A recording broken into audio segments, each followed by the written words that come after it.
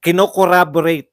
Sabi, ayon pa kay Maharlika, iyon po ay pinatutunayan ng hawak-hawak ng ebidensya yung paratang ni Pangulong Duterte doon sa may Maisog Rally. Ang linaw po ng mga akusasyon ni Maharlika.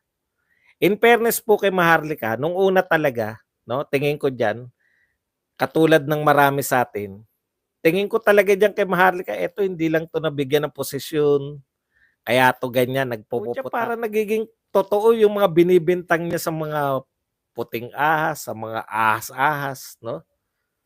Hindi, hindi ako completely sold, pero ang dami po sa sinasabi ni Maharlika, parang totoo eh. Pinagbintangan po ni Maharlika, wag na tayong magpatumpik-tumpik.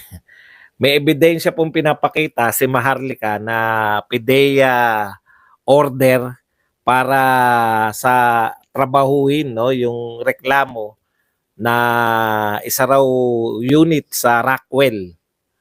Tama, no? Kung hindi ako nagkakamali, Rockwell, alam niyo big time na ano yan, parang diyan sa Makati, no? Ay ayon sa reklamo nung 2012, panahon po ni Pinoy ito, hindi po panahon to ni Duterte. 2012 po ay panahon po ng ni Pinoy. Ayon po kay Maharlika, pinapakita niya po yung ebidensyang hawak niya galing daw po di umano sa PIDEA. Meron nga po, no? Okay. So, kino-corroborate. Sabi, ayon pa kay Maharlika, iyon po ay pinatutunayan ng hawak-hawak ng ebidensya yung paratang ni Pangulong Duterte doon sa may Maisog Rally, no? Pinaparatangan niya na nga na gumagamit, merong PIDEA, nakita niya yung PIDEA report. So, pinatotohanan ni Maharlika. Okay? Naglabas po ng pahayag para po maging fair lang po tayo, no? Naglabas po ng pahayag itong PIDEA. Basahin po natin. Alam na natin istorya ni Maharlika, di ba? Basahin po natin yung PIDEA. Tapos nagulat po ako sa reaction po ng mga Duterte supporters. Okay, ito po ang sinabi ng PIDEA. PIDEA debunks fake operational documents. Okay. The Philippine Drug Enforcement Agency or PIDEA debunks the false operation documents currently in circulation. Okay lang po yung mic natin ha. Pumalag lang po kayo kung hindi ha.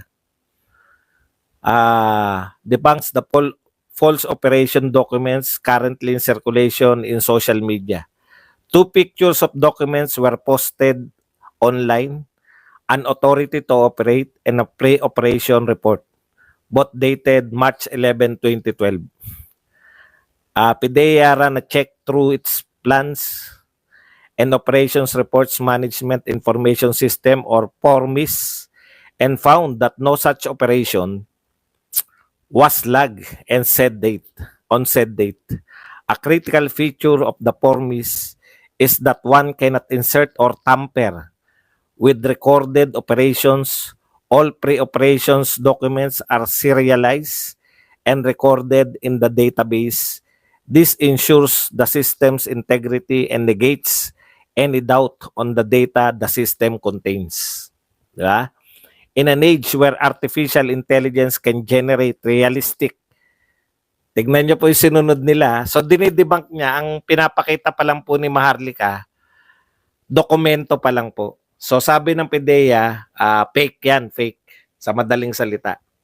Pero sinabi rin po ng PIDEA, dito ko medyo in advance ba nila yung susunod na hakbang ni Maharlika?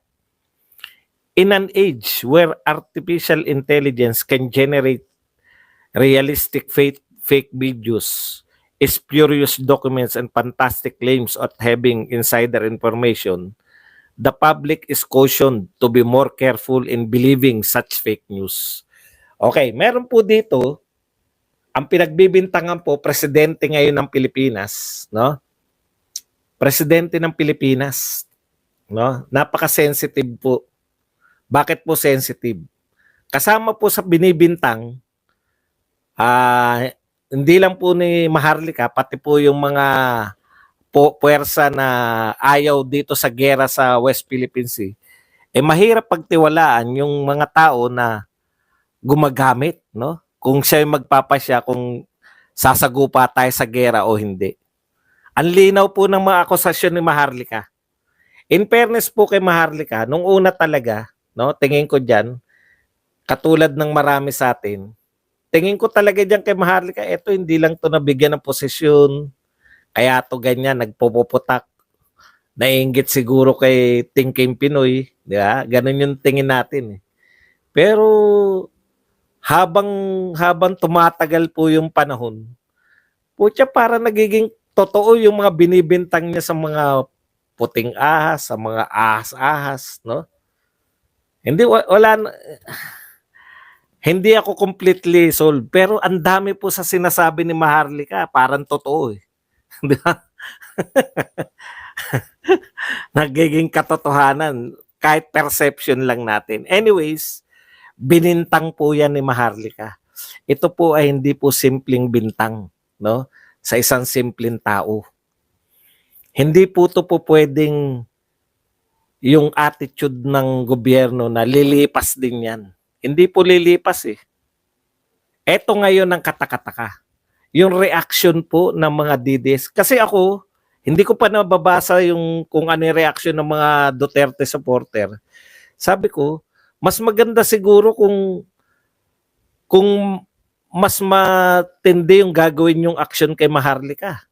Ipatawag sa hearing o kaya kasuhan, di ba? Kasi para maraman natin totoo. Bago ko ituloy yung point. Ganun yung nakikita ko, putya, malala na to. Kung yung mga kung yung mga sex offender di umano na katulad ni Kibuloy, ang sinasaktan lang o ang di umano'y biktima ay mga ano lang, no? Ay mga anong tawag dito? Mga tao personal lang po, 'di ba? Yung mga kababaihan, di umano yung biktima. Hindi po buong bayan. Ito po buong bayan po tong binibintang ni Maharlika eh. Bakit po buong bayan? Presidente po siya ng Pilipinas. Hindi po kayo pwedeng kung yung si Apollo Kibuloy hindi nyo tinantanan eh. Na hindi kayo nagsagawa ng congressional hearing eh. 'Di ba? Bakit to si Maharlika hindi po natin usisain kung tama o hindi ang kanya sinasabi? No? Sari-sari na bintang sa akin, bayaran na raw ako ni Bangag. Makinig kasi kayo. Papunta tayo dyan, papunta tayo dyan. Okay. Yan po yung pananaw ko. Antindi talaga, no? Antindi ng ano, no? Okay. Ito po yung pananaw ko. Bakit palalampasin si Maharlika? Kung sinasabi niyong fake news, delikado yan. Ang dami napapaniwala ni Maharlika. Di ba? Bakit siya kinakailangan palampasin ng mga maiingay sa Kongreso? Bakit mo pinalalampas Risa Ontiveros? Bakit mo pinalalampas Franz Castro? Bakit mo pinalalampas si Raul Manuel? Hindi ba? Kung yun nga, ang apektado lang yung grupo ng kababaihan na di umano'y hinalay ni Apollo Kibuloy, hindi nyo tinantanan si Apollo Kibuloy.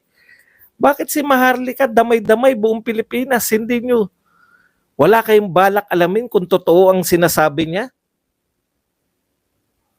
No? Tapos nabasa ko yung sila Crescent Chu, tapos yung iba pang DDS. Basahin po natin yung gusto rin nilang mangyari. 'Di ba? Para mapatunayan nyo po na fake news, isalang nyo si Maharlika. Suriin yung dokumento niya. Dami pong magagaling sa inyo, magagrandstanding. Sabihin nyo kay Maharlika, tulpo, umatin ka, sabihin mo, teka muna, huwag ka muna magsalta. Mag-walk out ka. Mamaya na po yung bayaran ako ni Bangag. Ha? Kulang kayo. Kapit muna kayo dyan. Baka naman kapit, lilipad. Okay. Di po ba? Kasi fake news pala eh. Pero ang dami po naniniwala. Gusto nyo ba na maghang sa amin? Dalawa po ang pwede.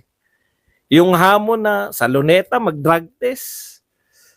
Saksi ang buong Pilipinas. Tapos na yung kaso na yan.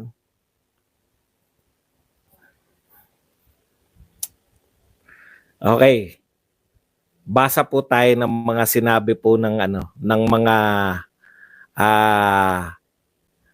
Duterte supporters. Siguro naman kilala nyo na to. Si Crisette Laureta Chu. Dear Pidea, ito sinabi ni Dear Pidea, Maharlika's claim that the documents with her are real isn't just libel. Hindi po libel yan. It's fraud. Puta, mas malala pa, no? Fraud. Sabi ni Crisette Laureta Chu. To fake a PDEA document is fraud. Mas malala sa libel yun. No, yung fraud. Pamimeke na ng opisyal na dokumento ng PDEA, ng pamahalaan. That's a government agency documents you're faking. And yet, your statements are tepid and weak. We want citizens not to easily believe in fake news in social media. Really? Your legitimacy and credibility will suffer if you don't find a way to make her accountable. Sue her or you lose credibility. Tataka ka, no? Duterte supporter na nanawagan na idemanda si Maharlika? Bakit kaya? Bakit nagsasabi tong mga to na idemanda si Maharlika? Eto pa, PDEA deal, binibining Maharlika para magkaalaman na. Correct. Ako naniniwala ako dun eh. Bakit hindi nyo po ireklamo si Maharlika? Sampahan natin. Alam nyo po, naalala ko, no? Minsan yung mga minsan po, yun pong mga nagsasabi lang sa airport ng, oy, may bomba akong dala. Puta, kulong kagad yun. Bawal ang bomb joke. Kahit alam mong joke, bawal ang bomb joke. Mahigpit tayo. Bakit po? Bakit po ba tayo mahigpit sa bomb joke? Kasi dahil buhat nung nangyari yung 9/11, it caused panic, no? Nagkukos ito ng panic sa mga tao. Pag nakarinig ng bomba, kahit joke pa yan, nagpapanik yung mga tao. Ayaw ng mga buong mundo ng mamamayan o mga tao ay nagpapanik. Kaya kinukulong yung mga nagbabam joke. Ito po, inaakusahan ni binibining Maharlika na gumagamit. Meron siyang dokumento. Hindi pala yun pagdedemanda kasi libel lang yun. Ito po, sinabi niya may dokumento akong hawak. At dahil dokumento yan, hindi na po salita lang ni Maharlika, sinasabi niya, totoo tong dokumento na to, ay karapat dapat pong patunayan nyo na peke yan sa pamamagitan ng pagdedemanda. Fraud, pinipeke. Kasi, ang pinagtataka ko, bakit yung mga Duterte supporter, bakit yung mga supporter yung mga supporter ni Maharlika, gusto niya na idemanda siya ng gobyerno. Doon lang kasi mapapatunayan, no? Kung yan ba ay totoo o hindi. Paano natin mapapatunayan? Dininay nyo lang, hindi totoo yan, fake news yan. Ano, wala kayong gagawin?